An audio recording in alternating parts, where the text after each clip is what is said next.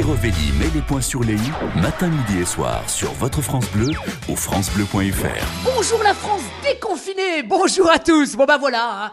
C'est la libération et manifestement le ciel aussi s'est déconfiné. Hein. Non mais t'as vu au niveau de la météo, bah je crois qu'on a repris en fait là où on s'était arrêté. Hein. Il fait un temps de mois de mars. Non mais de la pluie, de l'orage, de la grêle, du vent, des éclairs de partout, non mais n'importe quoi.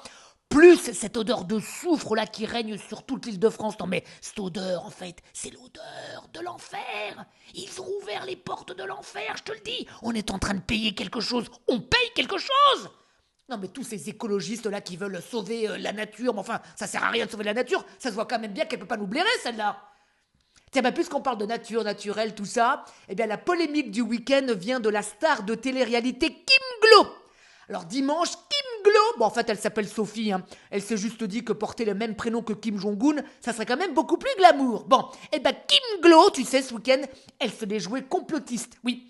Pour elle, en fait, le virus a été inventé pour régler le problème des retraites. Et elle a même comparé le virus mais comment ça s'appelle déjà ce truc là? Oh, ça m'énerve! Mais j'ai le mot sur le bout de mes faux tétons là, comment ça... Oui, un camp de concentration! Oui, mais il faut pas lui en vouloir, je veux dire... Enfin, Kim Glo, elle est comédienne dans Les Marseillais, elle a un background, elle s'y connaît en pandémie.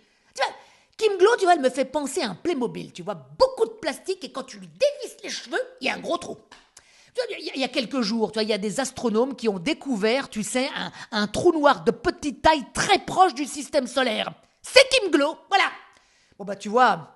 Ce monde meilleur, là, tu sais, les gens qui disent oui, le monde d'après sera mieux. Et ben, j'espère que dans ce monde d'après, déjà au niveau de la télévision, hein, ils arrêteront de créer des créatures de genre qui, en plus, deviennent très souvent les idoles des plus jeunes.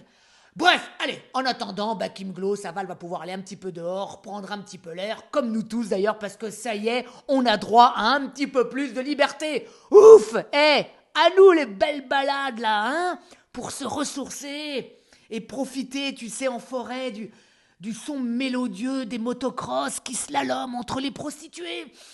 Ah, oui, parce qu'on peut faire du sport aussi. Mais attention, hein, pas de sport collectif, pas de sport en intérieur, pas de sport de contact, bref.